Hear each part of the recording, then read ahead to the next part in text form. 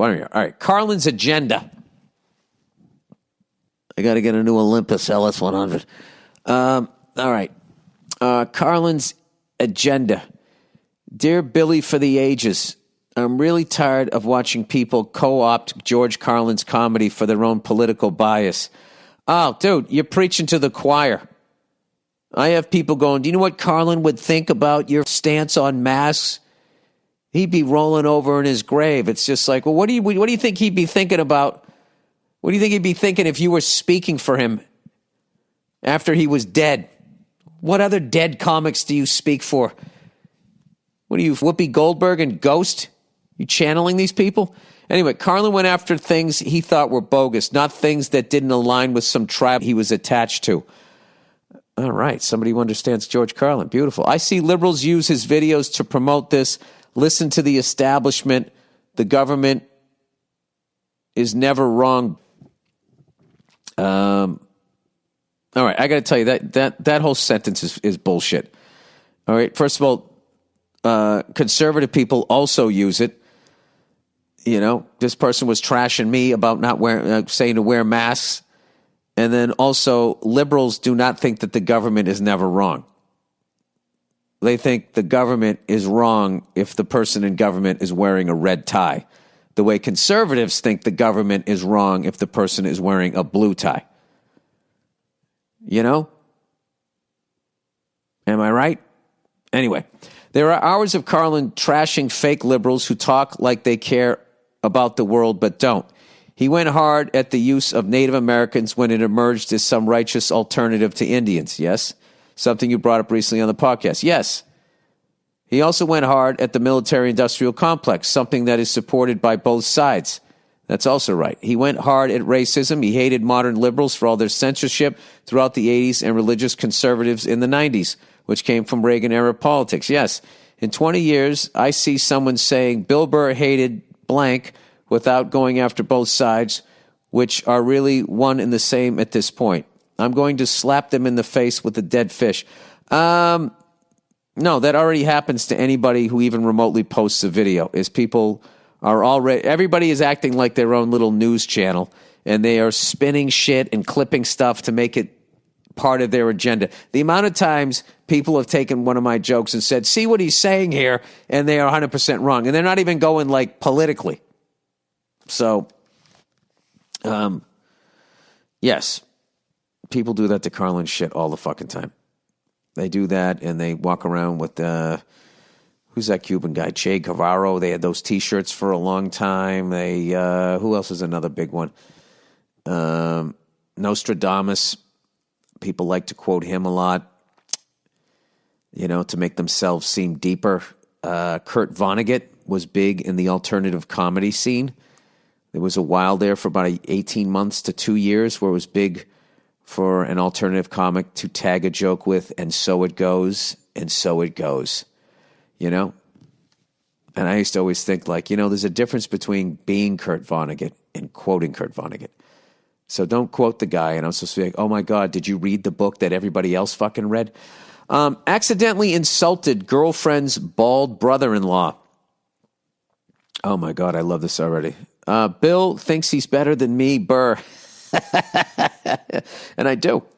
I'm better than all you motherfuckers. That right there is when you know somebody's sad. It's when they think they're better than you, because they need to do that. Okay, I'm speaking from experience. It's why I always talk down to you guys, and I will never stop talking down to you, despite my academic record. I've been seeing this girlfriend for about 4 months now, and she invited me to come to her family Christmas celebration. I already met her mom, dad, and sister, but I never met her sister's fiance. Flash forward, everything's going well. We had got done with dinner, and we were all sitting in the living room watching a Christmas special. Oh my God, this is perfect. When I said something I probably shouldn't have. Her sister's fiance is about 25 and balding. And when I say balding, I mean he's got it bad. Nothing on top, but the sides are bushy, bright orange hair. Well, that's not balding, that's bald. He wears a hat all the time, but he took it off and got off the couch. Before I could even think, I said, Lieutenant Dan, you ain't got no hair.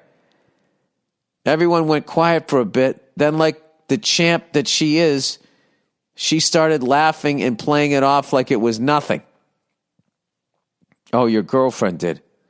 But afterward, she told me that he was very self-conscious about being a 25-year-old bald ginger. Well, who wouldn't be? What should I do to fix it? Should I apologize or act like nothing happened? Since you're a bald ginger, I figured you'd have some insight. That's fuck. Dude, that was the longest fucking way to insult me, and that was great. Go fornicate yourself. I have to fucking look up that reference. Lieutenant Dan, you ain't got no hair. What is that from? Lieutenant Dan, you ain't got no legs. Oh, that's from Forrest Gump. First of all, you're fucking hilarious. That's a great fucking reference. Did you say it like, Lieutenant Dan, you ain't got no hair? Wow. Okay, I'm calling bullshit on your whole, before I knew what happened, before I could even think, I just said that. No, you knew what you were doing. All right? Yeah, okay? But still, what you said was hilarious, and he should have laughed it off. But you actually feel bad. But I don't, if you actually feel bad because you hurt the guy's feeling, you know, as the Jews say, you're a mensch, right? As the Gentiles say, you're a fucking good shit. But if you're just doing it because your girlfriend hasn't been fucking you lately. All right, what should I do to fix it? Should I apologize or act like nothing happened? Oh, that's a tough one. It makes it tougher because he's a redhead. Why does he have it all bushy? Just shave your fucking head, man. People will think you know some jujitsu. Maybe he should do that, man. Look, I don't know how you fix that. I don't think you can fix it. What are you going to say?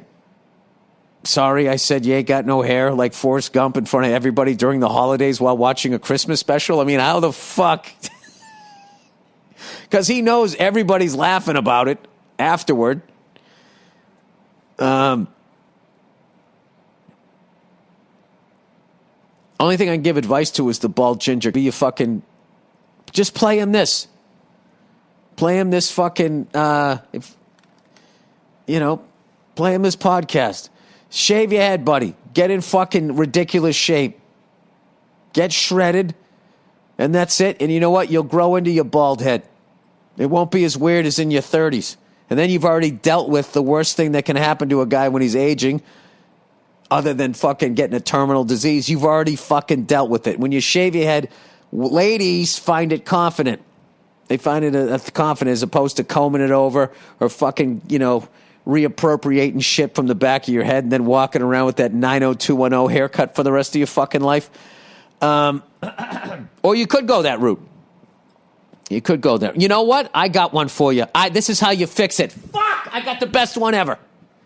I swear to God, if this fucking recorder crapped out on me. No, it's still going. All right. I got it. I have it. All right? We'll start. I will fucking put some money towards this, and we'll do a GoFundMe that won't have his name.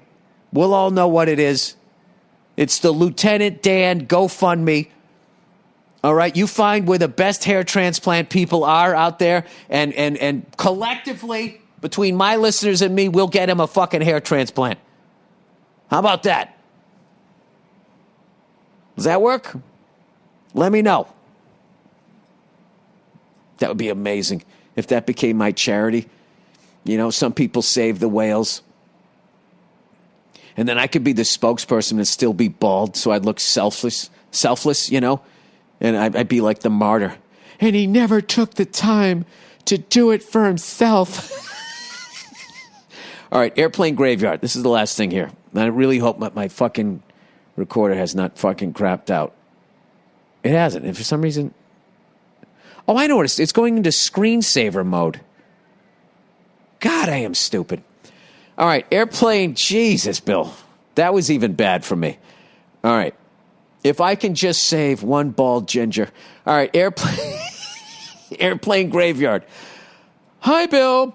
Listening to your podcast where you talk about flying up to Victorville and seeing all those jumbo jets. I fly drones and actually flew up at the airplane graveyard up in the Mojave Desert and got some epic shots of those planes. Hey, tell me where that is. I want to fly up there. Here's the link to my video on my YouTube channel. Share if you enjoy it. I absolutely will. I'm gonna send that link. I'm gonna send that link, and I'm also gonna send you guys the. I'll post the lobster thing.